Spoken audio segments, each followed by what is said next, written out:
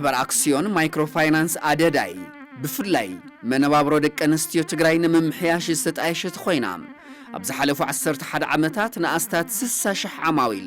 ልዕሊ 2 ቢልዮን ብር ብምልቃሕ ጸገሞም ኣብ ምፍታሕ ትረባረበላ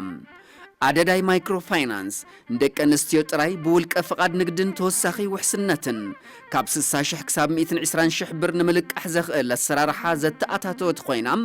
መናእሰይ ወነንቲ ሰለስተ እግረን ተሽከርከርትን ክኾኑ እናገበረት እያ ብተወሳኺ ካብ ዝተለመደ ኣሰራርሓ ወጻኢ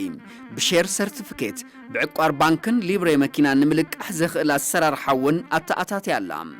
አደዳይ ማይክሮፋይናንስ ዓማዊል ኣብ ዝኾነ ጨንፈር ክጥቀሙ ዘኽእል ናይ ኮር ባንኪንግ ቴክኖሎጂ ብምዝርጋሕ ግልጋሎት ኦንላይን እናሃበት ትርከብ ኣብ አደዳይ ይዕቆሩም ኣብ አደዳይ ይለቅሑም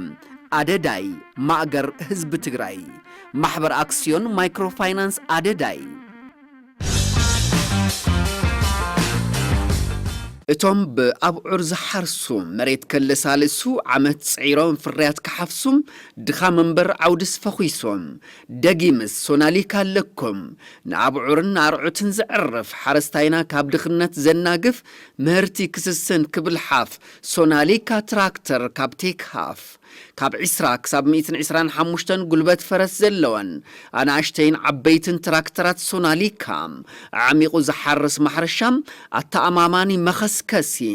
ካብ 30 ክሳብ 60 ኩንታል ዝሽከም ተስሓብ ዘለወን ምስ ኩሉ ኣቀማምጣ መሬት ዝሰማምዓ ነዳዲ ዘይበልዓም ንዓቕሚ ገባር ኣብ ግምት ዘእተዋ ኣብ ዝተደለየ ስፍሓትን ዓይነት ሓመድን ብዘይ ምንም ጸገም ዝሰርሓ ሶናሊካ ትራክተራት 4 ግዜ ተሓርሶ ትኽእል ኢኻ ብብዕራይ ናይ መኪና ሓደ ግዜ ተሓርስኻዮ ድሕሽ እዩ ስለዚ ብኡ መጠን ድማ እትጠሊ ዳውሽ ተስልዳኣት ናይ መኪና ማሕረስ ኣብ ምህርቱ ድማ ይፈርዩ ድሕሽ ይኾን ማለት እዩ ብተወሳኺ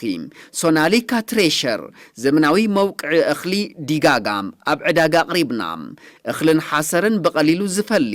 እንተደሊኹም ብሞተር ወይ ድማ ምስ ትራክተር ተገጢሙ ዝሰርሕ ትሬሸር ዘመናዊ ዲጋጋም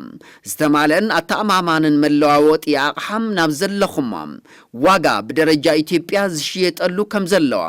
ንዝበለጸ ሓበሬታ መቐለም ፊት ንፊት ደደቢት ማይክሮፋይናንስ ኣብ ዘሎ መርአይ ማእኸል ይሕተቱ ድኻም ነኪዩ ፍርያት ዘሰስን ሶናሊካ ትራክተር ምስትሬሸር ካብ ቴክሃፍ ሓላፍነቱ ዝተወሰነ ውልቀ ማሕበር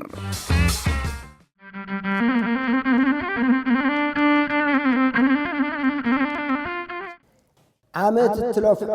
ሓይሊ ድፈሰሶ ምሳሕ ተለበላ ፀብሒ ተጠቐሶ ፀሓይ ተይረፈደ ወትሮ ጉያ ጉያ ክጥሓን ክልወስ ቆልዑላ ብኸያ فرقان توفرا دمايدو عنጨይቲ حراس كادسنا قلع مسليتي او عبصح بصحت عجت خمر اوفرات بهال ببر ملك بكع ببزح كغغر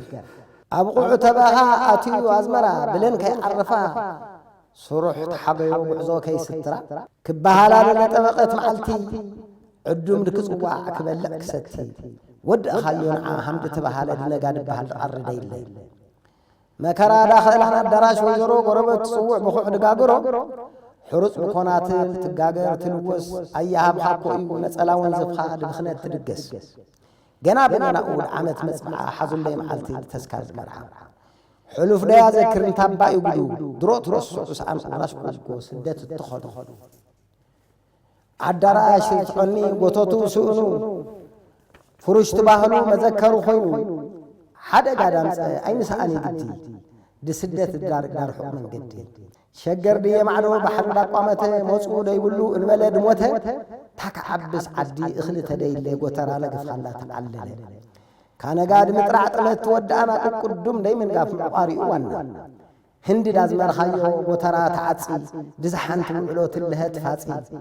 بنقاو قاچو تملس خانس حا دفسسا يحفس نبعت تافسس خاص دور دزنا ملوك مسترفو ديمنا جهرا كالك حلفو جمع المبلي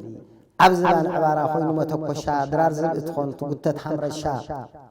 قاترز حاي حرور ليت نفاس قري مايل حرم خوين معلت تزري اكازل العلي تنهو دقدد علم بمسكرو متعرش تنابود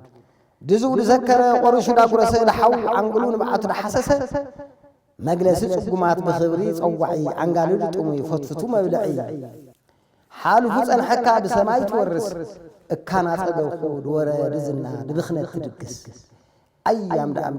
لا تستوعله دراز مراحو انت لام كحفس يدو اتو يحالفس رزنا كدقس دموس الويل قويتا لها بكا مسكن خامل لا دنقف نقف خاد سدتي موتي بخنت خامس هو بدقس لي يخونه لا جنت دقت قدم خاي صراحه حتى يتميت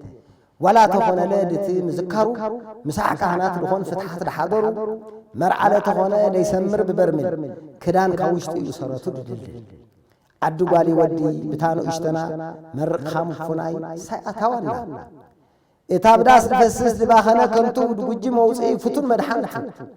اكازو للعلي يطقمي يقرا دزناد وره دروي بتاي ام ميدا تافسس معجب نوري دبخنت دقس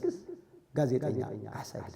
ማሕበር አክሲዮን ማይክሮፋይናንስ አደዳይ ብፍላይ መነባብሮ ደቂ ኣንስትዮ ትግራይ ንምምሕያሽ ዝተጣየሸት ኮይና ኣብ ዝሓለፉ 11 ዓመታት ንኣስታት 60,000 ዓማዊል ልዕሊ 2 ቢልዮን ብር ብምልቃሕ ጸገሞም ኣብ ምፍታሕ ትረባረበላ አደዳይ ማይክሮፋይናንስ እንደቂ ኣንስትዮ ጥራይ ብውልቀ ፍቃድ ንግድን ተወሳኺ ውሕስነትን ካብ 60,000 ክሳብ 120,000 ብር ንምልቃሕ ዘኽእል ኣሰራርሓ ዘተኣታተወት ኮይና መናእሰይ ወነንቲ ሰለስተ እግረን ተሽከርከርትን ክኾኑ እናገበረት እያ ብተወሳኺ ካብ ዝተለመደ ኣሰራርሓ ወፃኢ ብሼር ሰርቲፊኬት ብዕቋር ባንክን ሊብሬ መኪና ንምልቃሕ ዘኽእል ኣሰራርሓ እውን ኣተኣታትያ ኣላ አደዳይ ማይክሮፋይናንስ ዓማዊል ኣብ ዝኾነ ጨንፈር ክጥቀሙ ዘኽእል ናይ ኮር ባንኪንግ ቴክኖሎጂ ብምዝርጋሕ ግልጋሎት ኦንላይን እናሃበት ትርከብ ኣብ አደዳይ ይዕቆሮም ኣብ አደዳይ ይለቅሑም አደዳይ ማእገር ህዝቢ ትግራይ ማሕበር አክሲዮን ማይክሮፋይናንስ አደዳይ እቶም በአብዑር ዝሓርሱ መሬት ከለሳልሱ ዓመት ጽዒሮም ፍርያት ከሓፍሱም ድኻ መንበር ዓውድስ ፈኺሶም ደጊምስ ሶናሊካ ኣለኩም ንአብዑርን አርዑትን ዝዕርፍ ሓረስታይና ካብ ድኽነት ዘናግፍ ምህርቲ ክስስን ክብልሓፍ ሶናሊካ ትራክተር ካብ ቴክሃፍ ካብ 20 ክሳብ 125 ጉልበት ፈረስ ዘለወን ኣናእሽተይን ዓበይትን ትራክተራት ሶናሊካ ዓሚቑ ዝሓርስ ማሕረሻም ኣተኣማማኒ መኸስከሲ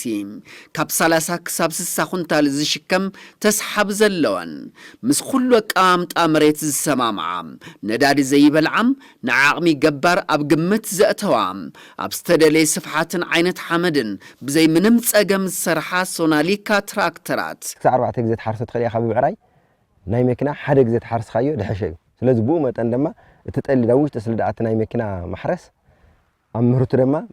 ይፈርዩ ድሕሽ ይኾን ማለት እዩ ብተወሳኺ ሶናሊካ ትሬሸር ዘመናዊ መውቅዒ እኽሊ ዲጋጋም ኣብ ዕዳጋ ኣቕሪብና እኽልን ሓሰርን ብቐሊሉ ዝፈሊ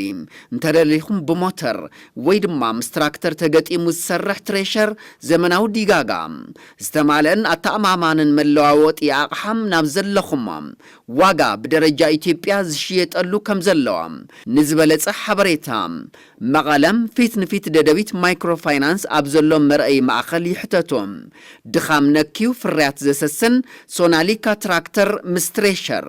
ካብ ቴክሃፍ ሓላፍነቱ ዝተወሰነ ውልቀ ማሕበር